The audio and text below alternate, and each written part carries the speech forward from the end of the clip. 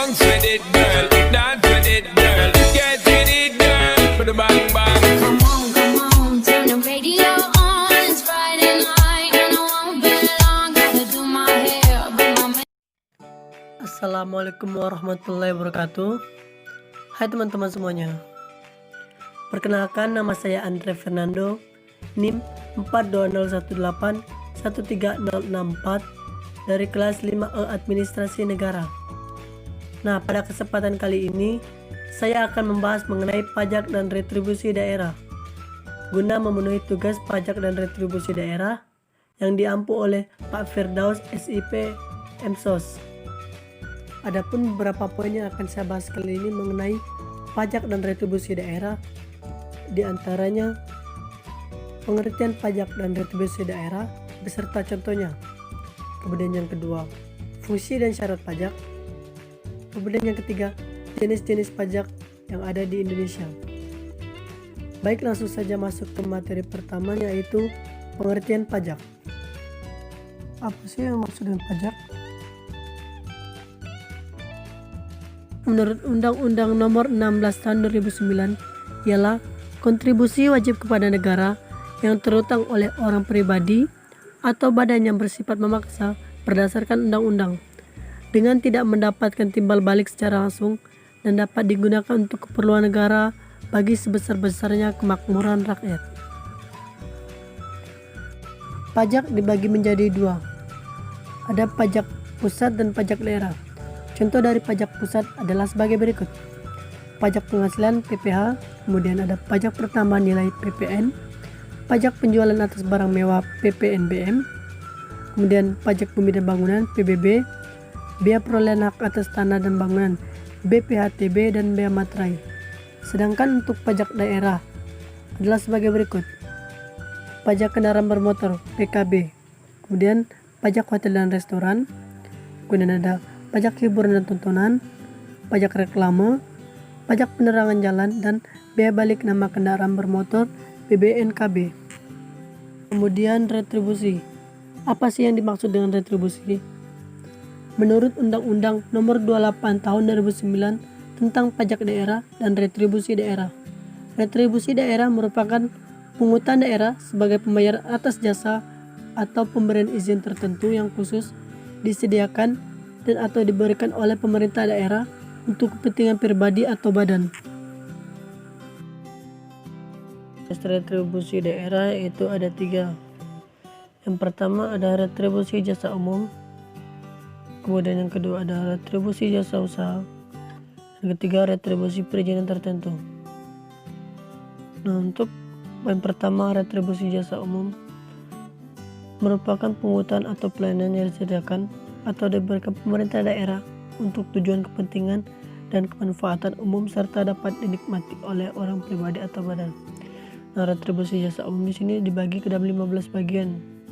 Di antaranya ada retribusi pelayanan kesehatan, kemudian ada retribusi pelayanan persampahan atau kebersihan, lalu ada retribusi penggantian biaya cetak KTP dan akta catatan sipil, lalu ada retribusi pemakaman dan pengabuan mayat, lalu ada retribusi pelayanan parkir, kemudian ada retribusi pelayanan pasar, retribusi punya kendaraan bermotor, dan ada retribusi pemeriksaan alat pemadam kebakaran, lalu ada retribusi penggantian biaya cetak peta, kemudian ada retribusi penyediaan dan atau penyedotan kakus, lalu ada retribusi pengelola limbah cair, lalu ada retribusi pelayanan tera-tera ulang, kemudian ada retribusi pelayanan pendidikan, kemudian ada retribusi pengendalian menara telekomunikasi, dan retribusi pengendalian lalu lintas.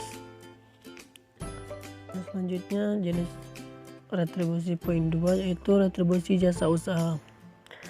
Retribusi jasa usaha merupakan pungutan atas pelayanan yang disediakan oleh pemerintah daerah dengan menganut prinsip komersial, baik itu pelayanan dengan menggunakan atau memanfaatkan kekayaan daerah yang belum dimanfaatkan secara optimal dan atau pelayanan oleh pemerintah daerah sepanjang belum dapat disediakan secara memadai oleh pihak swasta.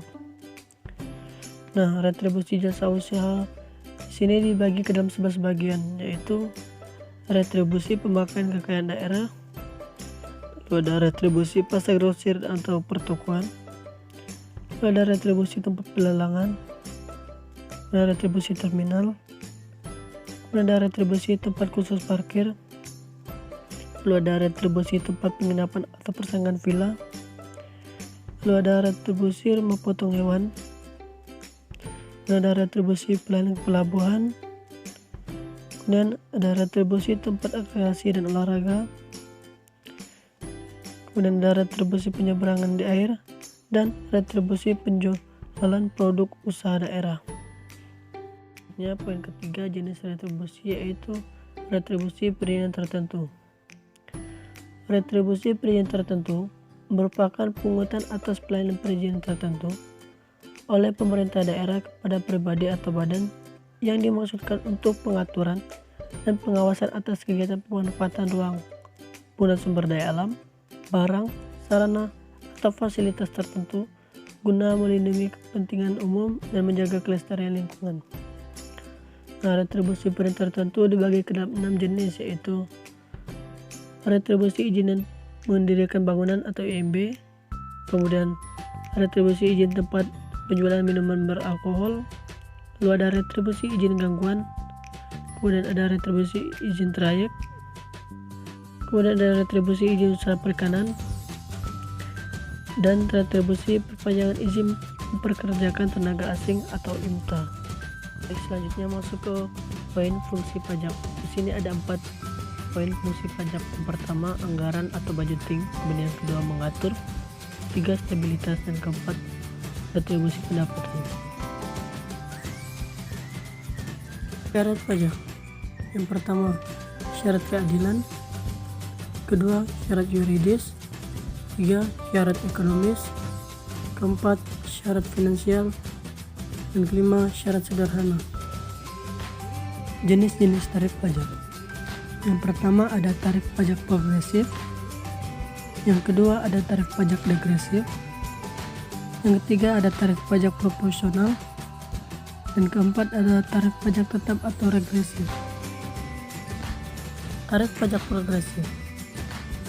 Tarif pajak progresif merupakan tarif pungutan pajak yang mana persentase akan naik sebanding dengan dasar pengenaan pajaknya. Di Indonesia itu sendiri, tarif pajak progresif ini ditetapkan untuk pajak penghasilan, PPh, wajib pajak orang pribadi seperti lapisan penghasil kena pajak PKP sampai 50 juta, tarif pajaknya 5%. Lapisan PKP lebih dari 50 sampai 250 juta, tarif pajaknya 15%. Lapisan PKP lebih dari 250 sampai 500 juta, tarif pajaknya 25%. Lapisan PKP di atas 500 juta, tarif pajaknya 30%. Tarif degresif. Tarif degresif ini merupakan kebalikan dari tarif progresif. Artinya, tarif pajak ini merupakan tarif pajak yang persentasenya akan lebih kecil dari jumlah yang dijadikan dasar pengenaan pajak tinggi, atau persentase tarif pajak akan semakin rendah ketika dasar pengenaan pajaknya semakin meningkat.